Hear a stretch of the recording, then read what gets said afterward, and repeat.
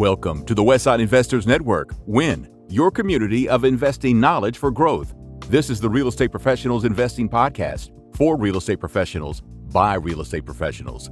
This show is focused on the next step in your career, investing. Thank you for listening, and please, if you like our content, rate us on your podcast provider. And now, your hosts, AJ and Chris Shepard. Hi, this is Chris Shepard. Just a disclaimer. The views and opinions expressed in this podcast are for educational purposes only. They should not be construed as an offer to buy or sell any shares or securities, make or consider any investments, or take any other actions. Thank you, and enjoy the show. Today, we've got Keeley O'Brien with us on the show. He's the CEO of O'Brien and Company LLC. We talk about how he got started in the construction and development industry and what kind of advanced technology they are using with their projects. He also shares about the process of how this design build platform adds more sustainability and efficiency to the industry through collaboration with contractors. So let's welcome Keeley O'Brien. All right, today we have Keeley O'Brien with us. He is CEO and president of O'Brien and Company LLC and also president of Open Concept Architecture. Keeley, do you want to start off by telling us a little bit about yourself?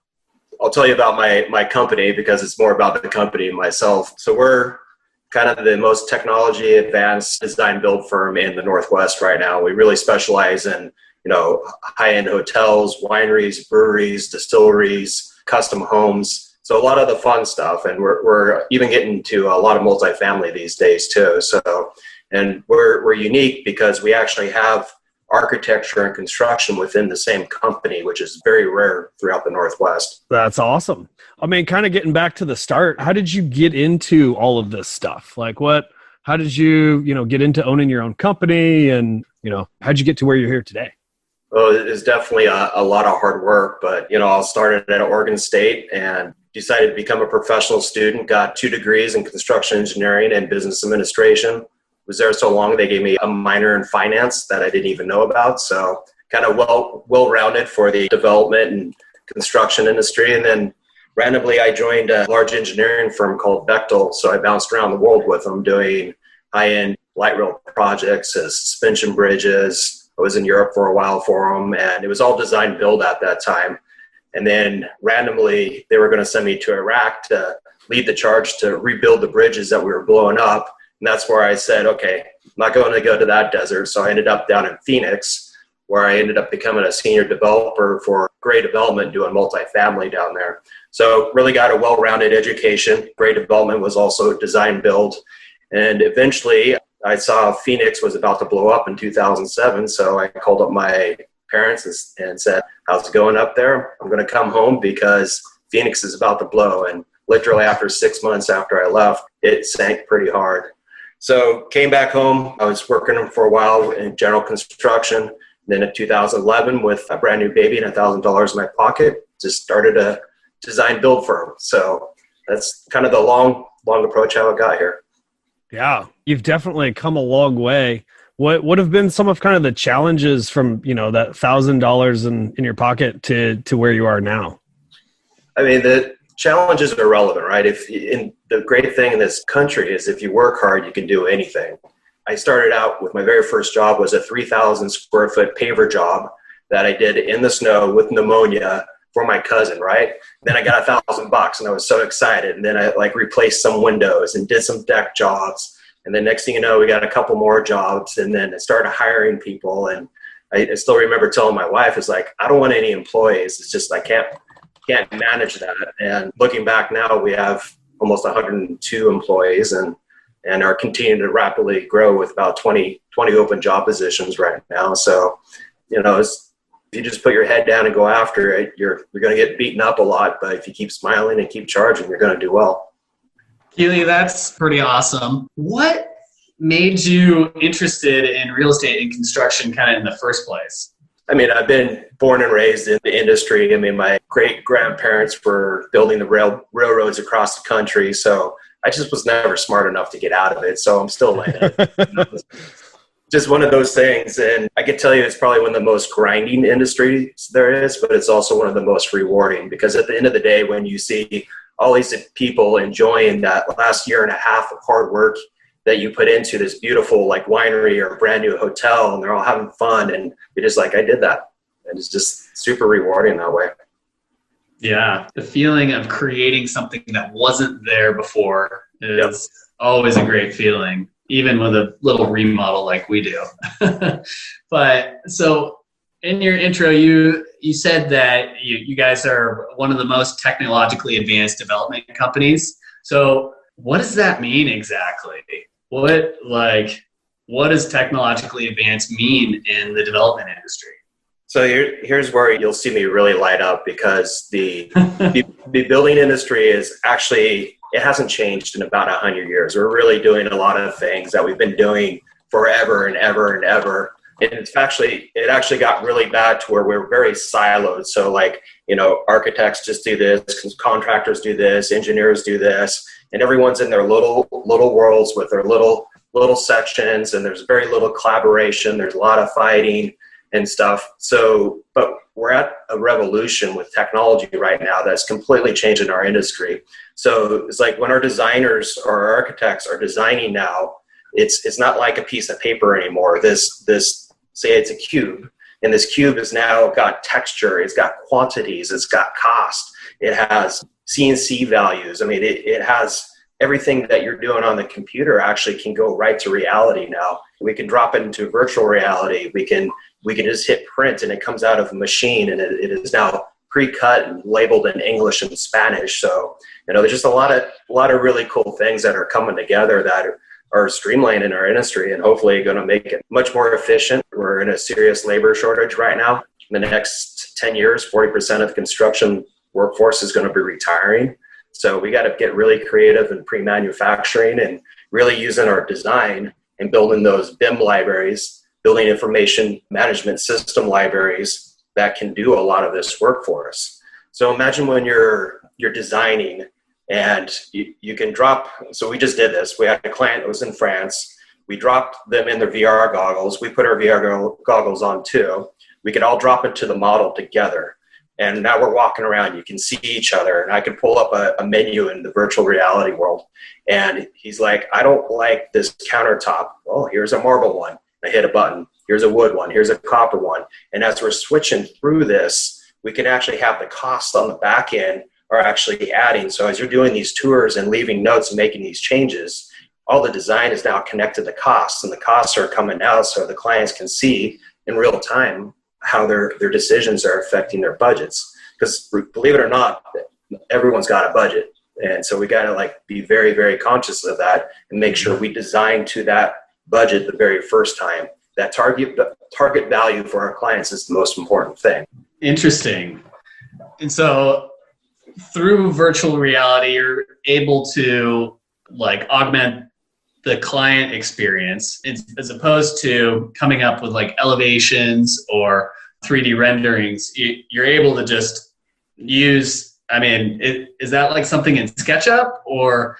No, it's called The Wild. So SketchUp is great. It's a very basic kind of free college program. All the entry-level people are using that. But what we have is called The Wild, which takes our Revit models, and they're their actual real design that you actually can build off of. And with those models, our clients can walk through in the real-time design. They can see walls changing. They can tour their projects after hours and leave notes for us or questions for us. So they're part of the collaboration experience. Our whole goal is to remove the change orders and changes in the field. If we can get rid of all those items because our clients can actually visualize it before we even start construction, you're going to go faster. Clients going to be happier. There's going to be a lot less problems in the field. There's a lot of people put a lot of value into a rendering, but all that is a real pretty snapshot that usually just gets crumpled up and thrown away. What we like is the real-time design changing, so you can jump in there and see the different perceptions of space and window sizes and views, and is the bar wide enough for two bartenders to get behind it. So that's what we're pushing hard for. Do you think that this is something that could kind of change the permit process in kind of city development, or specifically the city of Portland? That's a big ask. That's a huge ask. Where I really see it helping a lot is just humans are visual by nature.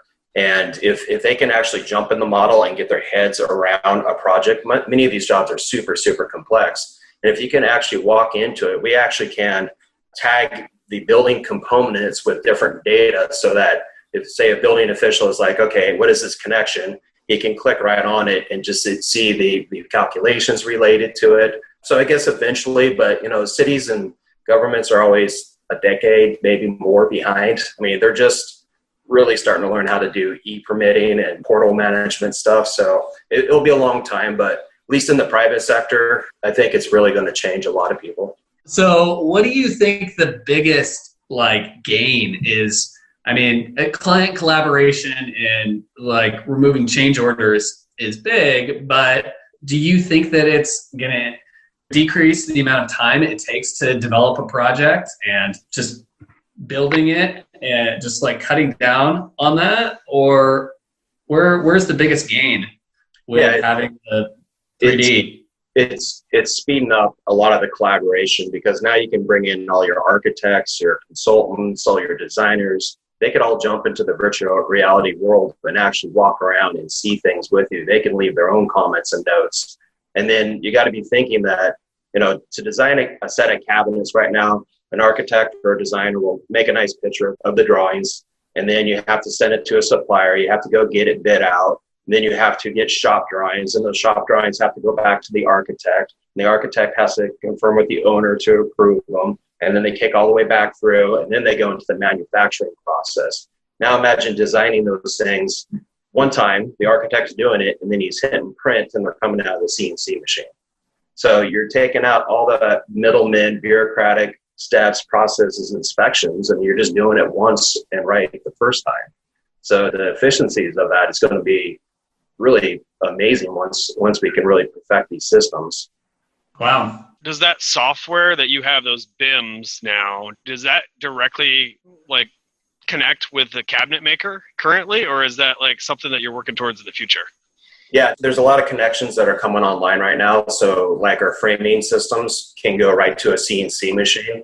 So imagine going out into a field where you don't even have to cut or measure a single thing.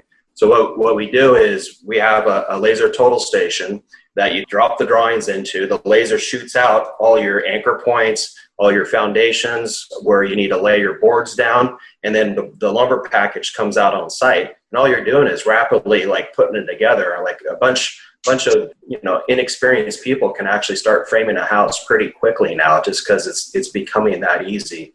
And then as we're framing, we bring in our laser scanner. So we have this 1,000,000 point cloud scanner that measures things down to a 1/32 of an inch. We do a quick scan of the building, then you can drop the model right on top of it, and you can see if anything's out of plumb or not in the right locations pretty quickly. And this is eventually all leading to XR and VDC, where you can see the building through your goggles out of, your safety glasses out on the job site, and you can actually see where the boards are supposed to go or what things are out of plumb, because you could overlay the reality of the building with the drawings one day. So you're saying that you could just be out on a half-built site, and then with your VR goggles on, and it would be it's built, and you can kind of walk around? Is that what I'm hearing? I mean, we can do that with our cell phone right now. So you can just hold up your cell phone on a blank piece of ground right now, and then you can see the building come to life. We're doing this really cool brewery down on Broadway in 22nd, and it's called Steeplejack Brewery. And before we even design the thing, we can actually take the visual renderings and hold up your phone and walk around the project, and you can see how this old church is becoming a brewery in the future. That's awesome. And so you can actually do it with projects that are built. You just have to model what's there and then model the new stuff. Yeah, so it all comes back to the power of the model. And these models are going to have everything in our lives in them. I mean, we really have no more paperwork anymore. And, for long-term sustainability, you can go into the models and just click on, how do I keep this exterior door maintained? And you have all the directions right there. So, your digital buildings now are going to just be full of information to help you not only manage and operate the building, but, it's useful for future renovations and additions too. Oh, that's awesome. I didn't even think of that. So in that BIM or whatever you're building out is also like all the information about the product, and it's kind of like your operations and maintenance manual, just like right there in virtual reality.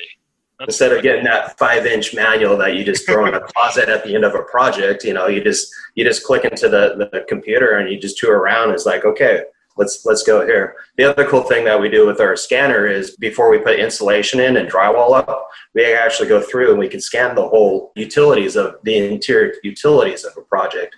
So now to like a 1/16 of an inch, we know where every wire is, where every fitting is, where every gasket is. So say if you ever have a problem in the future or you want to do an addition in the future, you just pull up that model and you can go right to it. And then you just, 1 inch measure over and you're right on that wire that you need to fix. Yeah, that's great.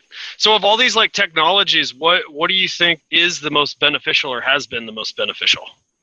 For us, it's really about building the BIM library correctly. And typically an architectural firm will just do it with the end goal of doing permit drawings, 2D permit drawings, where our architectural firm is thinking much bigger and long-term. So as we're building these models, they have all this data and values and accuracy in it right now that it can be used for the VR. Then we use Assemble, another Autodesk product that does all the quantity takeoffs for us. My whole life, I've been doing quantity takeoffs, counting 2x4s and windows and doors and everything. The computers do it now. It's just amazing. And, it makes it easier for our suppliers and subs because now they don't have to do quantity takeoffs either. They just get a whole list. So you're getting better pricing that way. And then it goes right to the manufacturers. It's all organized and you don't have to go through the shop drawing process anymore. So you're just cutting out all these unnecessary steps that we had in the old paper world.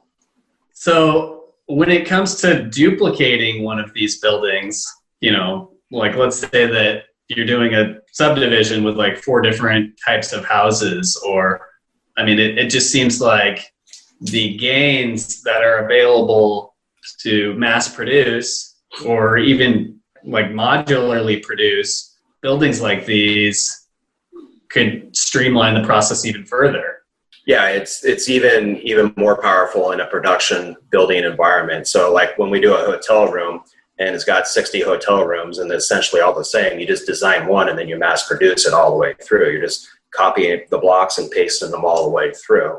Of course, you have all the amenities and lobbies and all those other areas that are more custom. But where it's really, really powerful in my mind is on the custom building, the unique stuff. And if you can master these technologies, it will make these very complex and challenging projects a lot simpler. That's our ultimate goal, is to make design and construction simple. Yeah, that makes a lot of sense. I have worked in the construction field a lot, so I'm very familiar with a lot of the terms. And I remember starting off in the takeoff department and not having to count stuff would certainly be a huge benefit. And it's like whenever you're getting bids from people too, it's like making sure that apples are compared to apples instead of like apples compared to oranges. If someone else takes it off differently or whatnot. So having that list of materials is going to be awesome. So, yeah, and it is an exact list of materials now too. So there is no more guessing, and there is no, oh my God, I forgot all this stuff, or I'm totally guessing too high. You're getting your true value out of the design now. So with this technology, what do you think is going to change about the development industry, in the next 10 years? So development it's all about time and money, construction financing, and all those costs that you have building up, because you're putting a lot of financial capital into something that isn't really making any money until you either lease up the project or it's built. So the timeline to develop a new project, especially if it's one you've done before, is going to probably cut in half, if not less than that, and it will just help people get projects out of the ground a lot faster and reduce your construction financing costs. And then on the construction side, there's going to be streamlining for the framing companies, the general contractors, the electricians, the plumbers, the HVAC guys. You guys are kind of the architects of everything, but and you mentioned that 40% of construction labor is retiring. Mhm. What do you think is going to happen to that building, like new build industry? You're going to see a lot more pre-manufacturing. So you'll be seeing us slowly move into warehouses. So say a big 50,000 square foot warehouse where we're building the wall that has electrical, the plumbing, the drywall on it and everything. And we're just shipping them to job sites. So you're going to see things become more manufacturing, even for custom jobs, because we now have the technology and accuracy and the designs to actually make this happen if they all line up correctly and you're using them properly. It's very, very complicated, but once you get it down, it's going to be awesome. It's like walls with sheetrock and texture and paint on them, or? Correct. Wow. I mean, that's They're how all just going to go together like Legos? Yep. Yeah, I mean, the ultimate goal is to minimize your connections, because connection points are where you have the most failures, even when you're building stick building out in the field. So the fun part with our designs now, we can even, here's another thing we do with our designs is we can link them to our Microsoft projects, and then we can explode the whole building systems apart. And then we can link one with each line on the schedule, and you can see the project come virtually together as you're building it. And then say, well, I didn't think about this, or I have a conflict here. You can reorganize the schedule, and then you can watch it. You hit play, and the whole project starts coming together to your schedule. So you can actually run through 3 or 4 evolutions of how to put a project together out in the field, all connected visually too. So it's kind of like an animation going on is kind of what you're saying. Is like does it literally build it in 3D right in front of you? Yep. Yeah, drops in all the floor joists, drops in the walls, and you're like, oh wait, I forgot about the roof truss connection to the column here. So you hit rewind, you put that one in. Falls there. over. Yeah. Like, whoops. Yeah, there's no gravity in virtual reality, so you won't get that scenario, but I'm sure they'll come up with something soon. Yeah, like literally like a Gantt where, seconds equals days, and, it's all happening and kind of going up. Yep. Yeah, you hit play and see the building built right in front of you in virtual reality, and if it doesn't look right or something changes, you just kind of reorganize things. And it's really good too, because when we're in pre-construction, often the superintendent isn't fully involved at the time yet. So when they start to get involved in the project, you could run through virtually how you're seeing the project come together, and then they can actually put their ideas and go through different evolutions into it. And you can test run it so many times without spending any money. You're just moving things around and then hit and play again. Yeah, that seems like a really good tool. We have a carpenter who would literally he asks us for this on every project. He's like, and then he'll play devil's advocate on everything. Yeah. Like, well, did you think about this? Well, what about this? And I'm just like, Scott, you're the expert. Like, make it all happen in the field. And we're not architects, but this is like a remodel project. So yeah, he would, to be able to put the goggles on and then see the project get built, that would just be mind blowing. And this is where the design build process is really going to be changing the whole industry. So the typical world now, where I want to say 90% of the projects are done, especially in the Northwest, it's the design, then bid, then build process. So you have a client and an architect, they come together without any other collaboration. There are a couple other different delivery models that have a little bit more collaboration than this, but they go down a road, they design a project, and then they put it out to bid. Most often than not, this thing comes in 50% over what the client's budget was, because no one was working with them in that collaboration experience all the way through the project. So in a design build world, you actually have the architect and contractor are on the same team. So you got cats and dogs sleeping together kind of thing. And they're working together all the way through, and they're checking each other, they're helping each other, they're collaborating. How the contractor is helping, why don't you use this truss system because it's going to be less expensive. And because of that, now we are able to increase the aesthetic value of the project, or we can add more sustainability, or we can add solar panels to a project. So, just the efficiencies, the speeds, and everything, we're able to make more sustainable and more aesthetically pleasing projects. So it's a kind of a win for everyone. So Keeley, you mentioned like a manufacturing side, like your design build company being in this like massive 100,000 square foot warehouse where you're literally manufacturing buildings in pieces and shipping them out on trucks. Is any of that happening right now for your projects? Not in the complete sense. I mean, we are doing wall systems, panelizing that way. We don't have the big warehouse yet because we're still working through the technology, but there are companies, especially in Europe and Australia, that are starting to do the complete systems here. So it's not that far off, and we're pushing hard for this. If we can be one of the first in the area to really master this program and process, there's not going to be anyone holding us back because we're going to be so much more economical and faster than everyone else. So you think it's kind of like a space race of some sort? It's a total race. Yeah. And it takes a lot of time and money and headaches and everything. I mean, we have a technologist in the company. This is like his full-time job, is to advance us on these softwares and systems and drones that do survey and laser scanners that as-built buildings and, all the software that we need to make all this happen. I was actually going to ask that is like, what kind of steps or efforts have you taken to become this like cutting edge and revolutionary with technology? Like the idea of having you said a technologist just in the company, that's his entire job, but maybe if you could describe some of the challenges that you had when you started getting into this, and like what kind of drove you to become this type of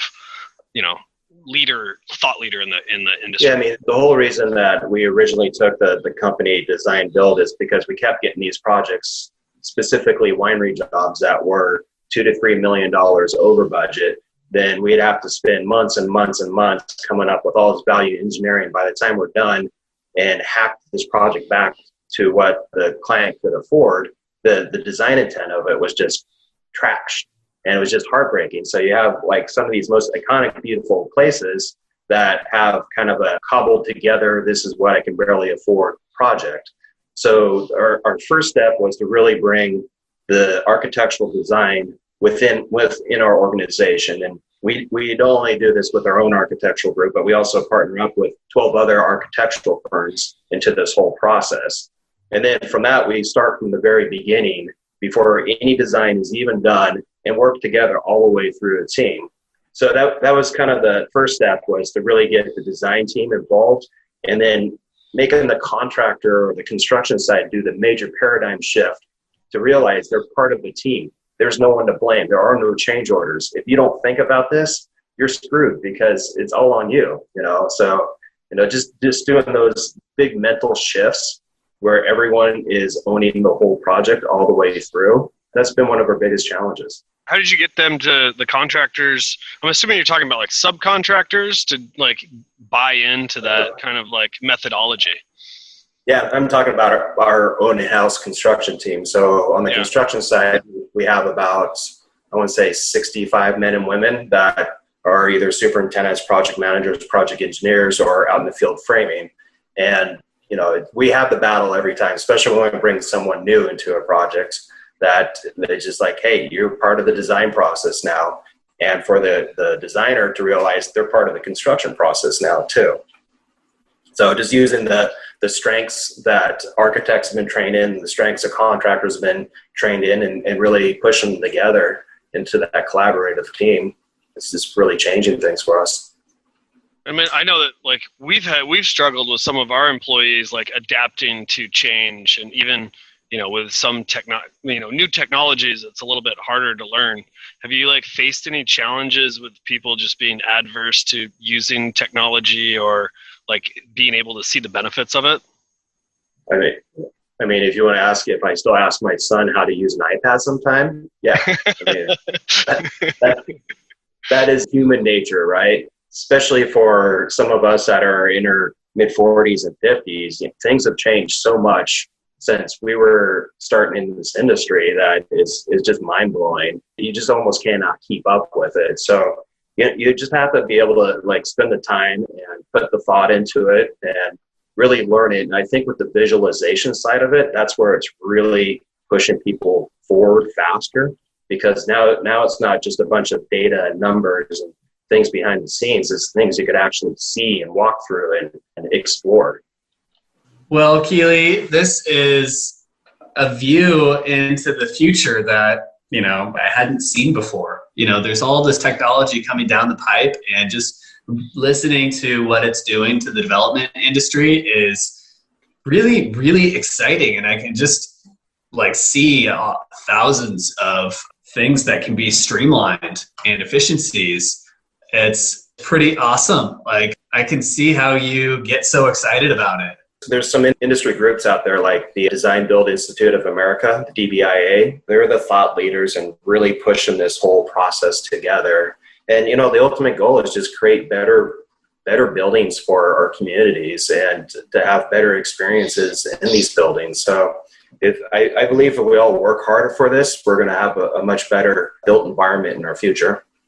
And with all the talk of infrastructure spending, you would think that this would be something that would get, significant funding. Yes, at least the government.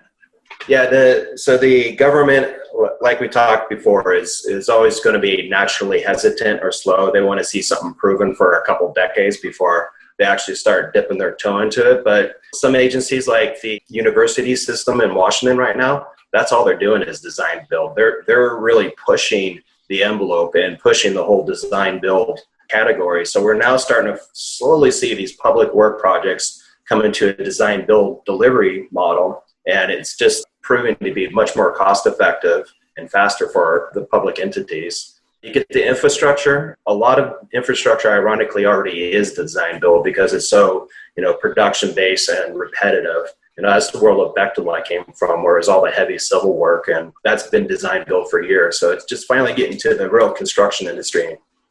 Cool. Well, I think we are getting to be at that point in time where we're going to ask you our final 4 questions. Give me the dingers. Let's go. Here you go.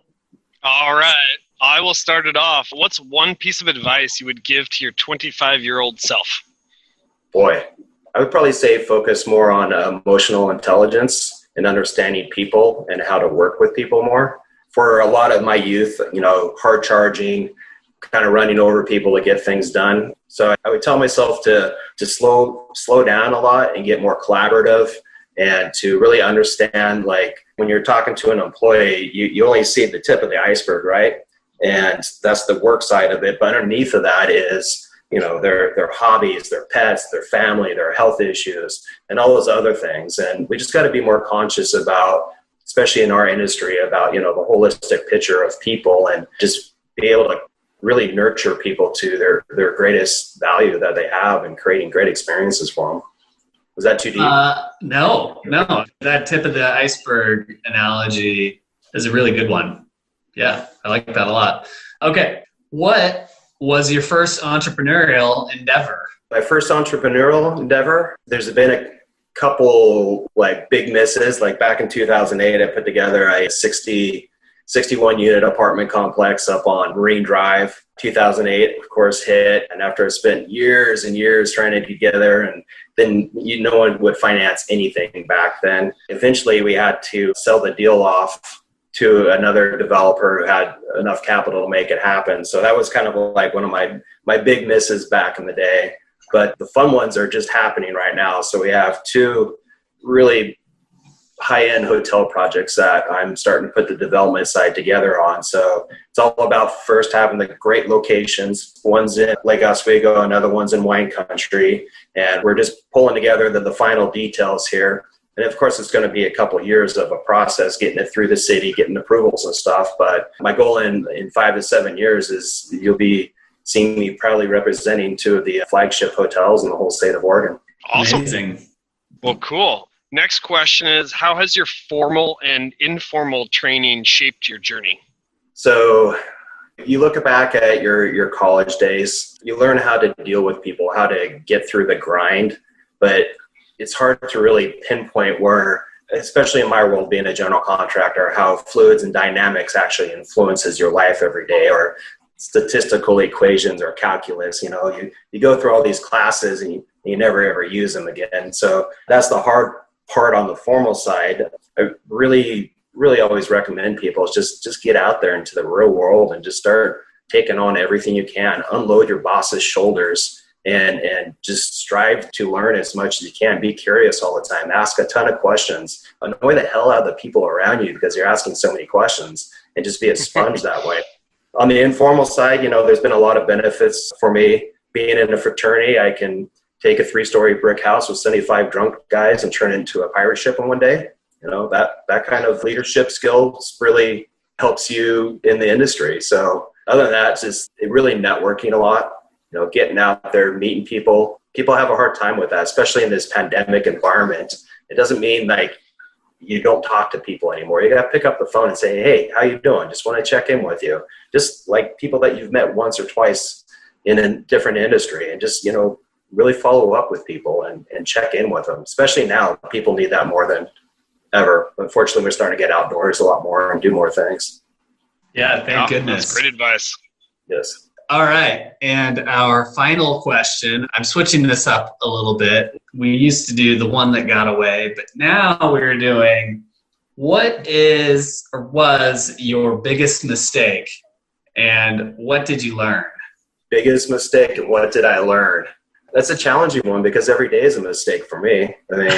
I think the best way to phrase that one for me is don't be afraid of mistakes. Always make a decision and then make slight corrections until you finally get it to the right path forward. The biggest mistakes I've made in my life is when, you overstudy something, you just have never moved forward with it, you never decide. So just being decisive is really key, especially if you're in a leadership position. And then you just got to be fearless too. Half the things I've done, 90% of people are like, no way in hell am I risking all that. And I'm always like going for gold. And you just got to believe in yourself and just realize no matter what, you'll get through it. And just have a really good support group of friends around you and mentors. And, so that doesn't really get back to like my biggest mistake, but at least gets you just kind of like my line of thinking. All right. I like it. No, that's very good. Well, Keeley, thank you so much for coming on the podcast. If our listeners want to get a hold of you or maybe learn more about you and your company, where should we direct them to go? Yeah, just tell them to email me at Keeley@O'Brien-co.com. That's Keeley @O'Brien, OBRIEN-co.com. And just any questions people have, especially about the design build world or the technology, it's something I'd love to talk about and can talk about endlessly, especially if we're providing a free beer with it. Well, awesome. I look forward thank you to the again beer. so much. We appreciate it. Thank you, guys. Have a good day. Bye. Thank you for listening to this episode of the Real Estate Professionals Investing Podcast on WIN, your community for investing knowledge for growth. Please take a second to rate us so that we can get more great investors to interview. If you or someone you know wants to be on, please go to westsideinvestors.com and fill out our form.